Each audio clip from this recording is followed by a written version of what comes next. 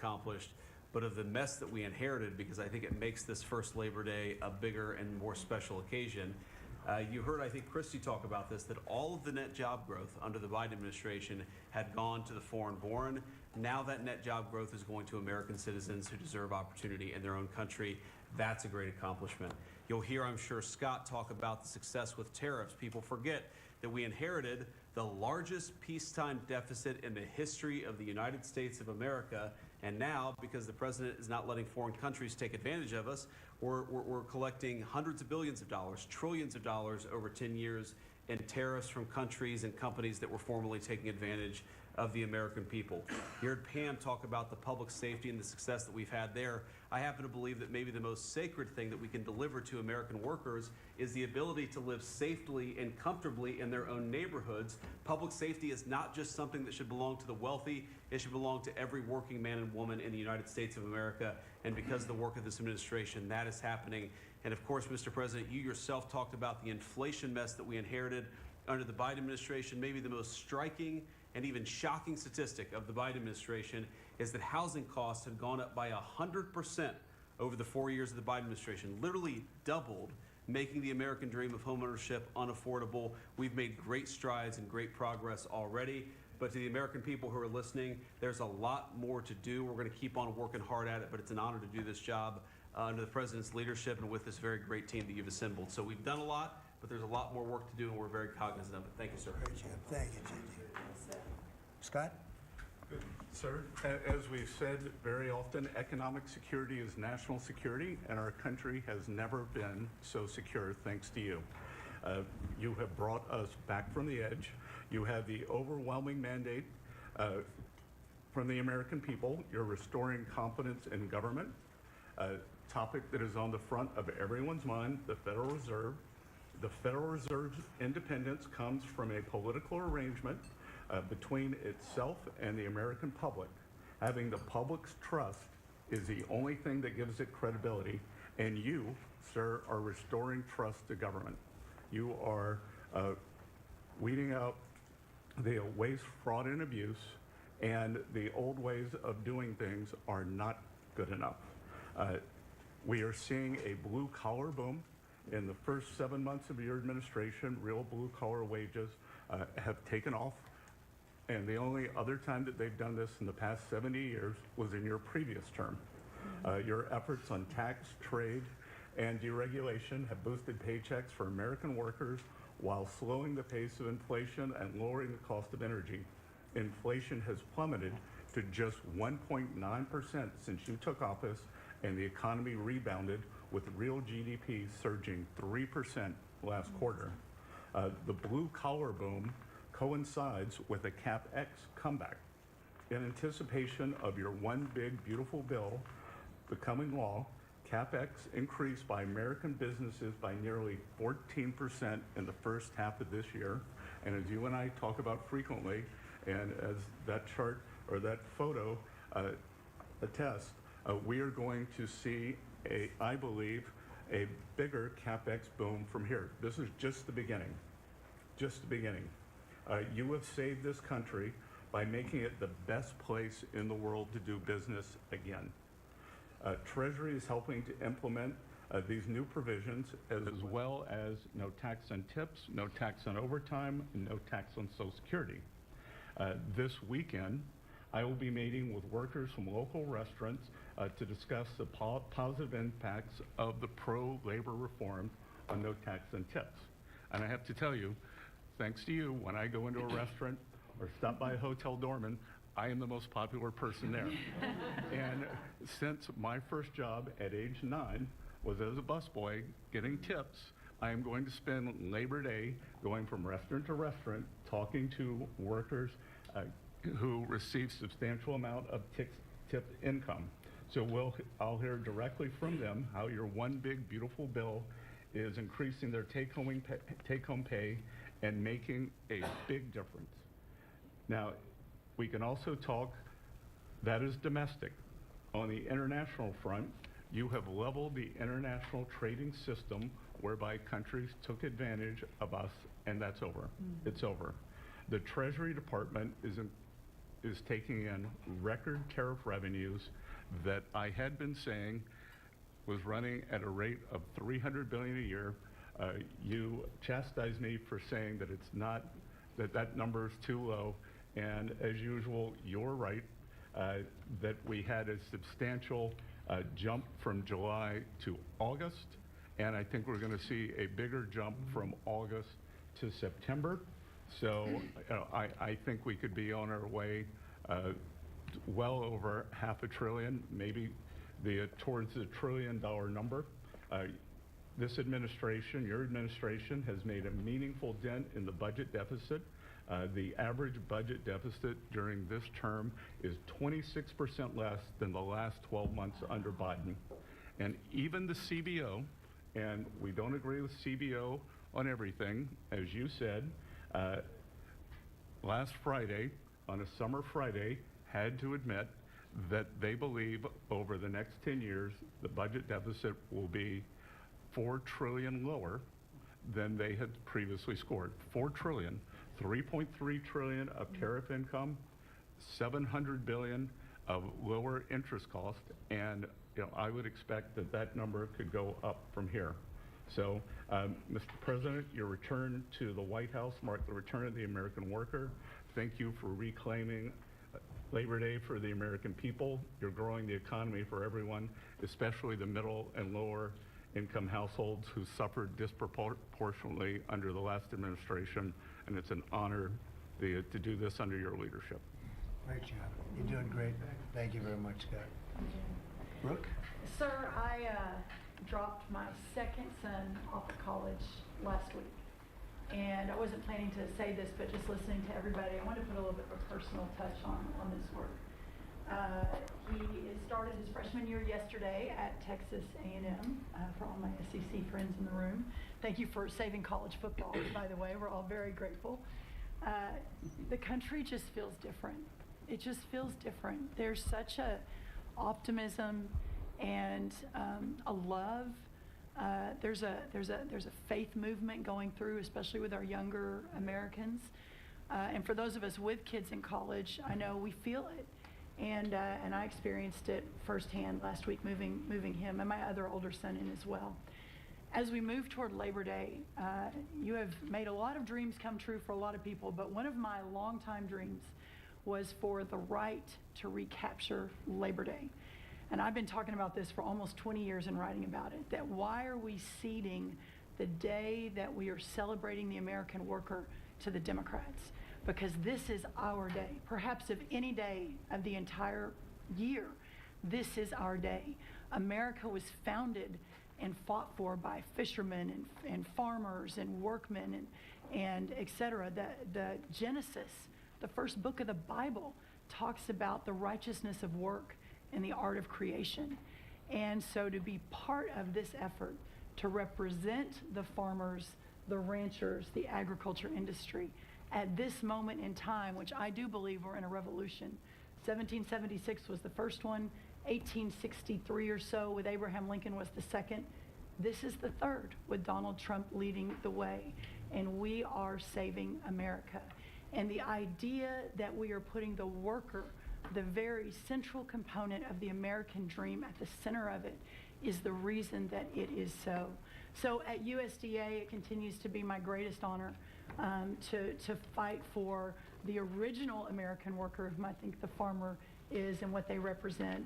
And as we are building new systems and new structures, as we have this year going to have the best harvest on record for our row croppers and others, what this team has done and is doing to open up those markets to ensure that these farmers can continue to return prosperity to rural America. I'll finish with this. This morning, we had a working group with 6 of our cabinet members. Bobby Kennedy representing healthcare, Linda McMahon education, Lee Zeldin deregulation, Kelly Loeffler small business, Lori Chavez Trimmer labor, and Scotty Turner housing. And how you leading the way in your vision, how that will return the golden age to rural America, to the very fabric of our country. And whether it's better hospitals, better education, more opportunity, less government, better and bigger small businesses, better opportunities for our workers, and better housing, and of course the agriculture piece of that, through the big, beautiful bill, the bill, what it did, the greatest investment in rural America in history. And now the opportunity to effectuate that is, again, a game changer, a country saver, and what a joy to be able to do it under your leadership. So thank you, sir. Thank you. Yeah. You stated, thank you very much. Scott? Yes, sir.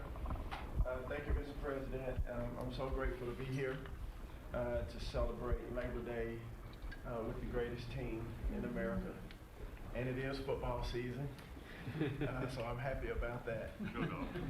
But, Mr. President, I want to say thank you for, as Brooke said, reclaiming Labor Day. And you've been a tremendous champion for the American worker. I come from a hard-working family, as many people around this table do. And so thank you for helping us to change the conversation. And I believe we are changing the conversation around the kitchen table. And as everybody knows, you know, my job is to steward HUD.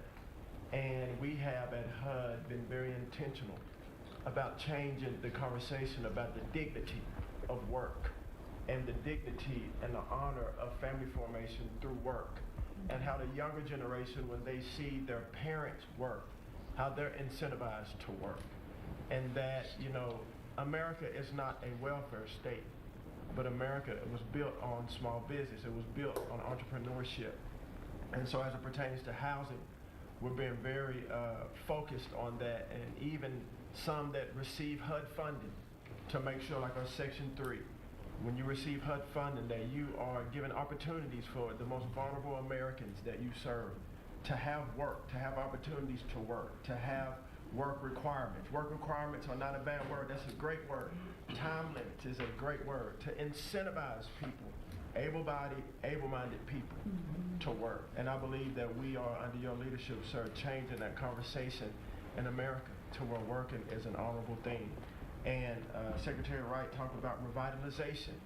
Revitalization means to bring new life.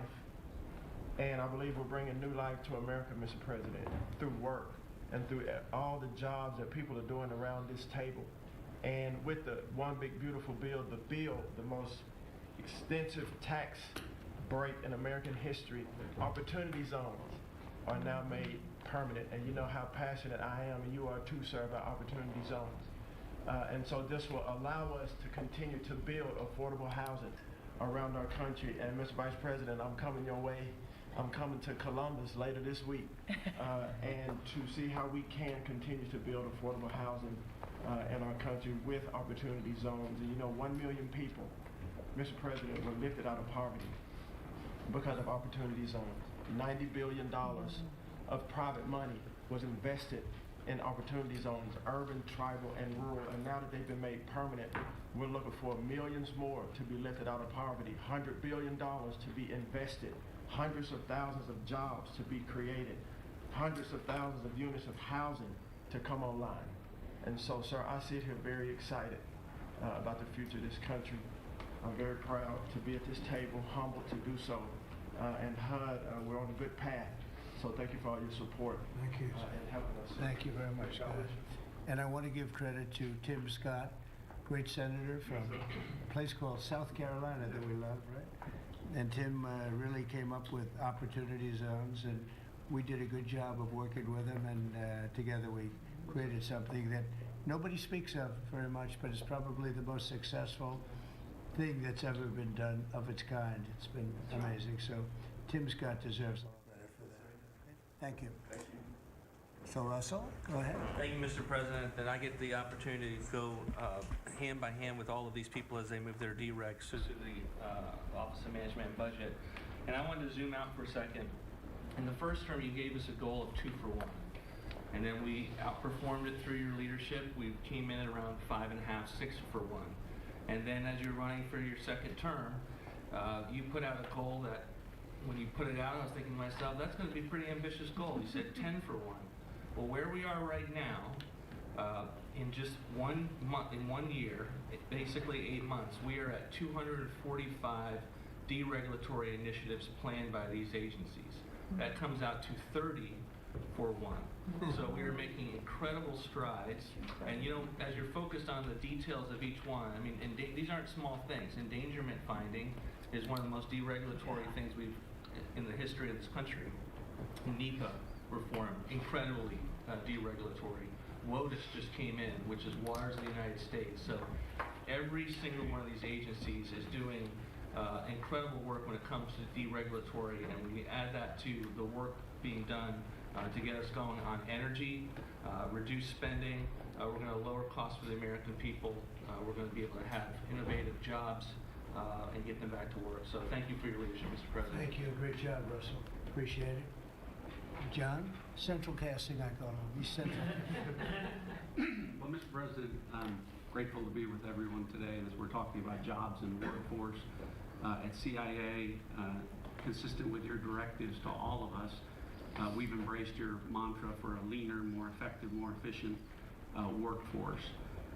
But at CIA, Mr. President, we had an additional challenge because, as you know, at times our workforce had been misdirected. Its focus put on political narratives, some that even worked against you and always worked against the American people. I heard about that.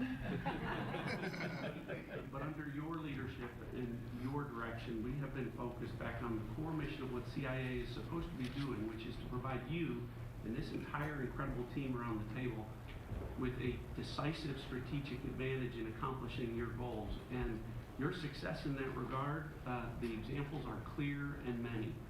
With regard to Iran, everyone knows that our DoD partners executed that mission flawlessly. But flawless military operations are subject to flawless intelligence. And as you know, Mr. President, CIA was the backbone in terms of its intelligence operations in providing that flawless execution that allowed you and your team to obliterate Iranian nuclear facilities and set back a nuclear program by years. Right. Likewise, with regard to your ability to prevent and to preempt wars between India and Pakistan, between Armenia and Azerbaijan, between Rwanda and the Democratic Republic of Congo, in all those cases, CIA intelligence supported you and your entire team in making that possible.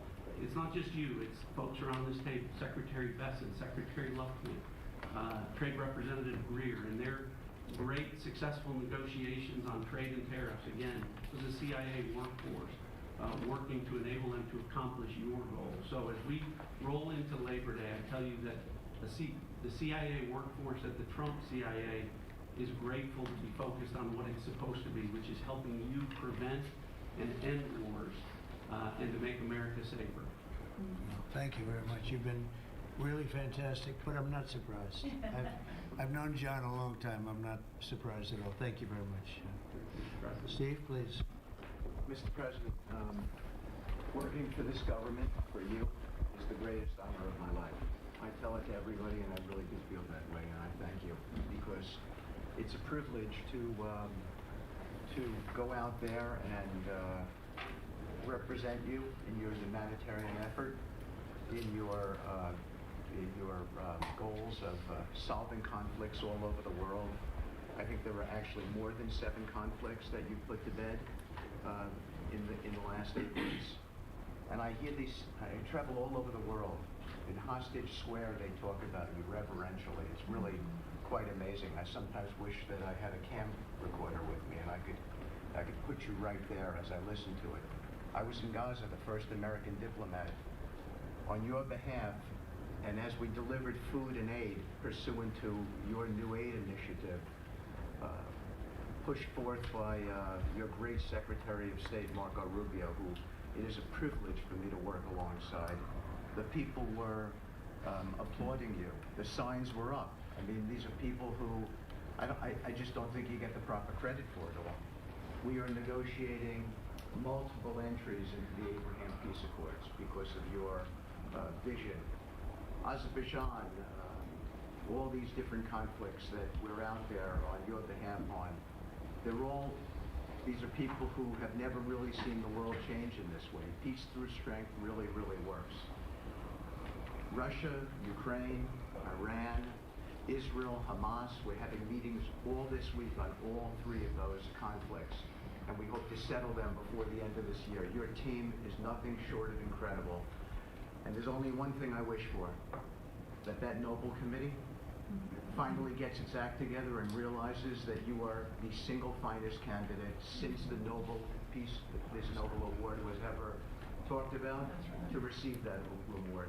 Beyond your success, it is game-changing out in the world today. And I hope everybody one day wakes up and realizes that. Amen. Thank you very much.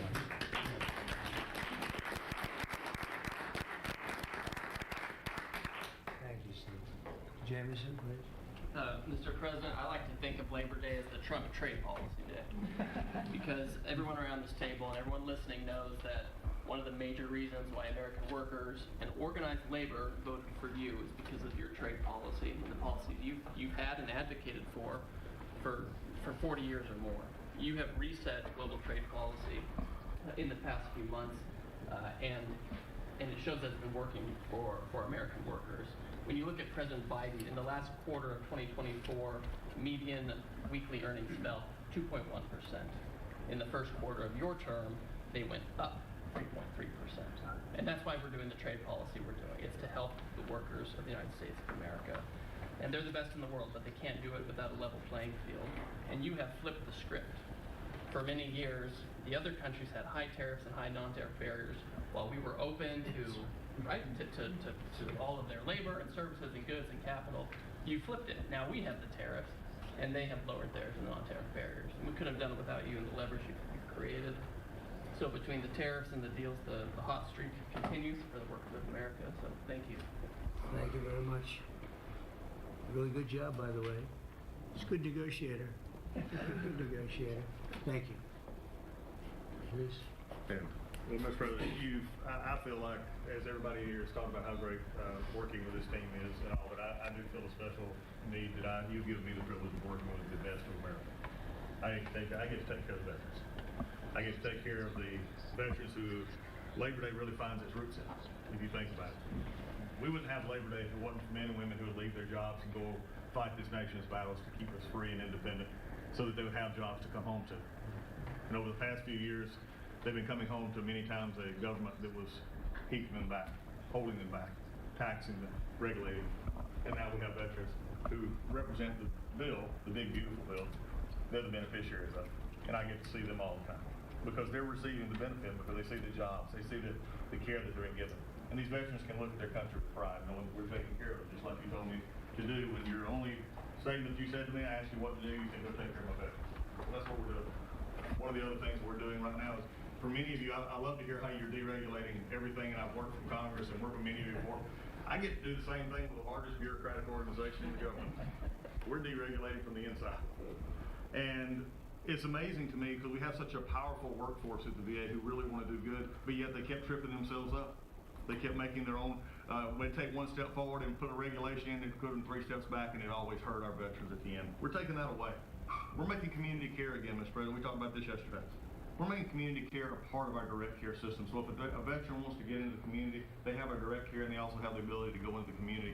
Something that the previous administration decided they wanted to keep everybody inside because they thought it was a fiefdom they were building. I'm telling you, we're not building a fiefdom at the VA. We're trying to take care of a service organization that takes care of veterans. So how do we do that? We make best medical interest where a doctor can send a veteran to the community a lot quicker without having to worry about miles and time logged and wait times. Just get them the help they need. We've actually expanded out, and it's made a difference in this regulation, and also unleashed a workforce that is now free of the collective bargaining agreements and other things that have kept them from being able to do the job of national security that they've been intended to. I'm actually giving them the benefit of the doubt to actually go be the workers that they're called to be, and that's what Labor Day is about. The VA is going to have the best workers. But just to let you know how that's working out, wait time